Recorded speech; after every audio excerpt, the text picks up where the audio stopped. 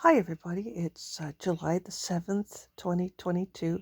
It's Thursday, and I thought I would discuss something that has been compiling in regards to solar ionics conceptualizations research. Uh, it's interesting to note that when I recently have taken pictures of the sun, you've noticed that there has been these two uh, sun daggers coming out of the sun, very long, and they have uh, like rainbow effect on them. That to me could be cosmic RNA, and it could be a message to the particle, which I believe the sun is the God particle, and I have proof of it. The sun is a singularity. I believe it's now neoprotoplasma, but it was originally the divine eternal um, original protoplasm or proton plasm. Proton, everything comes from the proton. The neutron is a split from the proton, and the electron is the energy field between the two. In the world of the original protoplasm, the eternality, it's another dimension. It's and if that is divine singularity, then it cannot exist fully here or doesn't want to exist fully here in a multiplicity state, or a divine state is more preferable. So that's probably why there's an absence of that energy here, which causes all negative events to happen. When the proton energy is incoming, or it is, I guess, anointed upon us, then I believe there is happiness and great feelings. It's unusual to see the sun at sunrise and sunset, because there are many anomalies that can be noticed during the app process when the sun is put through photographic apps. You will notice that there are many more details to uh, notice. For example, the sun today at sunrise around, I started at, I think, early 5 p.m. to 6 or 7, I'm sorry, 6 a.m. to 7:15 when it was fully risen.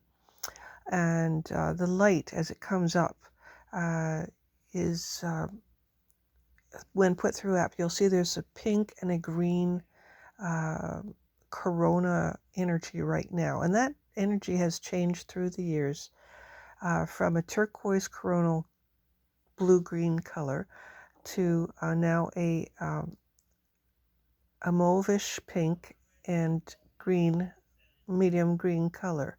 It's interesting that there's changes in the array rainbow colors, which may be signaling things that we are not aware of. This could be instructions. The spectrum of colors could be particles. The coronal ring could be a collector of particles that the dark matter has created. The sun, in fact, could be energy collection from the dark matter compression, because when neutron stars, at their last proton originally, then collapses to neutron proton, and then more nouveau proton, or what I call the neoproton comes out, and it is this greenish blue color, and it is you'll see it over the sun sometimes, like in 2020, you'll see a flame lick of this turquoise color. And this, in fact, happened in Sagittarius A, in the center of our galaxy, which two black holes were dueling, and or two stars originally,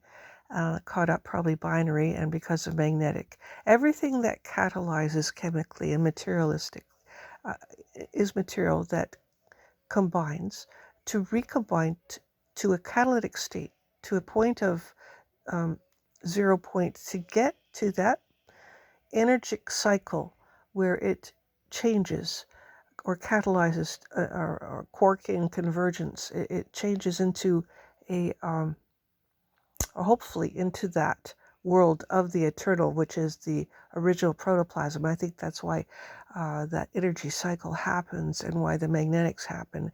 And that dance of particles is so unknown and very necessary for us to know, since we're dealing with things like the CERN collider, the Hadron Collider. We need to know that particle cycle, which we don't really understand. And the sun is probably a protonic recharge of that energy cycle. And when trying to get back to the garden of the original proton, the singularity, the divine singularity, the God particle, which they're talking about, but they don't really specify exactly how important the God particle is to everything else. But as we are, 70 trillion cells in our bodies and continuing to increase, we're headed back to a point of 0 point, because we can't sustain that many splits to continue on a certain level. So the proton, God's release of that, is really required for life. And to find that proton, or I call it H3, helium 3 plus, which may be the duality's neoprotoplasma, or it's as close as we can get to the actual original proton on the duality plane, to sustain us temporarily until we get back to that original protoplasm eternality, which we get back to naturally. But if things get out of hand here on a protonic way, and chemically, as far as being, I guess, not as balanced, the sun, if it looks like it's going wacky, it's because it needs H3 to sustain in its center core. And I believe all planets and stars have that centrix. And even humans have, in our third eye, we have a particle of that. And that is our eternality particle. That is our God particle. Now, if we could somehow sustain it, find it as we would have a much better life. I think we might be back to where we were originally, with, our rights as far as our own God-given gifts of sustaining life and what it should be. And I think our relationship to the original proton, which is our divine centered source, we are not God, but we are containers, we are vessels of that specialized energy. That's necessary for us to get back to the garden of the original proton plasma, the original energy of divine life, which was given to us and that we must respect. And that is not happening, as you see now, because people are imbalanced because they don't have enough of that H3. So if we could find H3, we could solve all of the world's problems. And this is a mission that I was on. And I realized that as soon as I was studying the sun from 2012, realizing there was probably more to what was going on. And when you talk about the Mandela effect and CERN, that CERN has, opened up portals to more and more dimensions that don't really jive with our original portal or our original place where we were. But not all is lost. There's still, it doesn't matter which dimension we're in, we're still vacant of that necessary element that will return one day fully in our own personal cycle of life. We go from being fully proton sphere to being multiplied in the multiplicitous duality of multi-dimensions and multicellular and everything else, split till it adds up to that 0 point again, and then back to the eternality. And we all have that happening. I think we may be recharging eternality. That might be our mission. So every day finding new things on the sun through the various applications on the cell phone, the photos, the webcam. It's just a beginning. I've lost a lot of the old applications on older models because they don't keep them anymore. I don't know why, but it would be nice if they did, but they don't. So I have to do what I can and try my best to um, find out more and more of these truths. Now, the sun, from time to time, year to year, it does different things. And this year, I've noticed the, um, I call it the rainbow array, which shows the two rays, one coming up the top, one going down the bottom. It looks like a magnetic interference or um, spectrum communication with the Centrex sun, which is, I believe all suns are central, and beyond that, there's a black hole, and beyond that, there's the eternality um, energy, where we are light beings, and we are able to be truly what we, in our oversoul selves, are divine angels of the divine love. And this is good. This is really good to know that we are not doomed to the grave. That is an illusion. Death is an illusion. And what has happened is our misunderstanding of the true purpose of life and of love, and how they were one time one, connected, and we lived life in a loving state from that energy, from the divine love that was blessed upon us. And when they talk about the anointing, they talk about that unguent, that oil, which could be that turquoise blue incoming, that new proton. That is the original proton, or a piece of it, that is singular and can never be destroyed, and goes much older than any Methuselah star, that cannot be crushed by any kind of material because it's non-material. And finding this, you get nothing but benefit from it, that you're able to understand and heal and live eternally now, in the here and now, which is mostly here. Now it may not exist. Now it might be over there, might be past the point of the convergence, but we're not quite there yet because of we have to go through that experience of that cycle. And we are all spheres. We don't see ourselves as spheres, but we are. We are originally, that's what everything is on that scale, on that large scale and on that very small scale. At the extremes, everything is spheric. We have the molecule and the planets, and they're all, spheres. Suns are spheres mostly.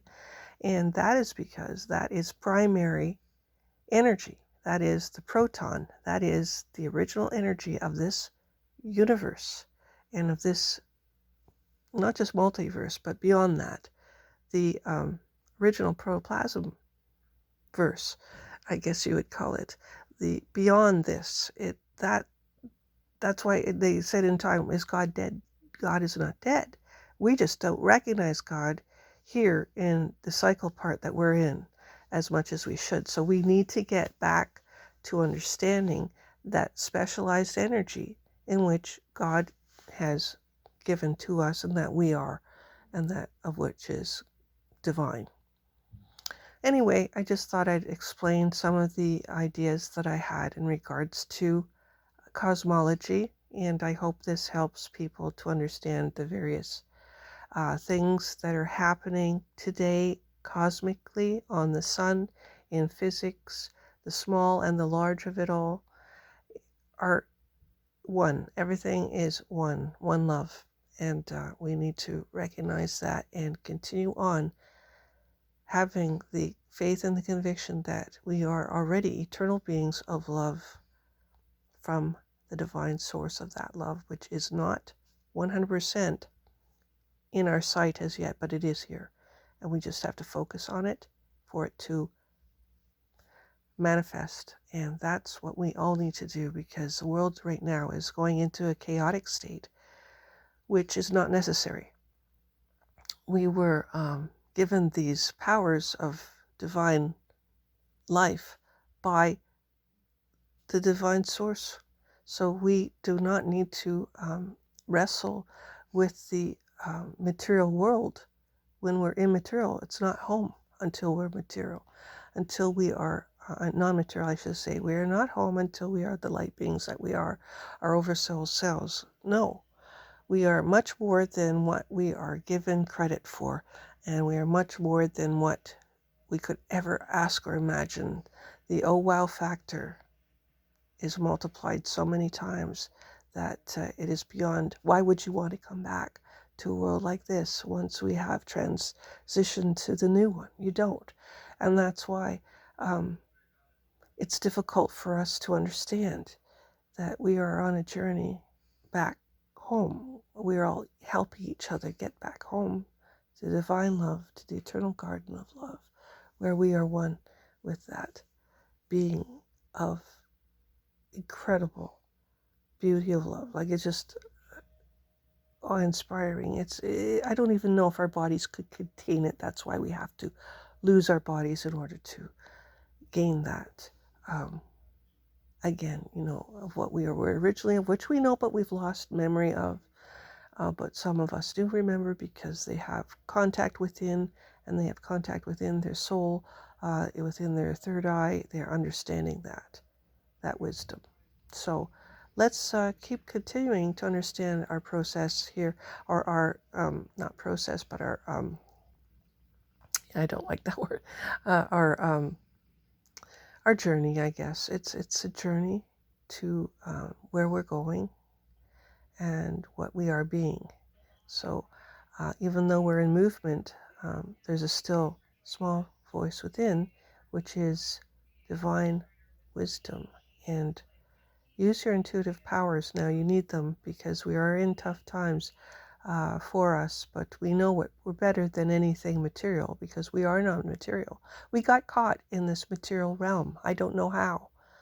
I don't know what exactly. I think maybe it's due to the fact that a physical consciousness was required in order for the eternal world to be continual. Or maybe that's our purpose, is to help the continuity of eternality. Who knows? Maybe.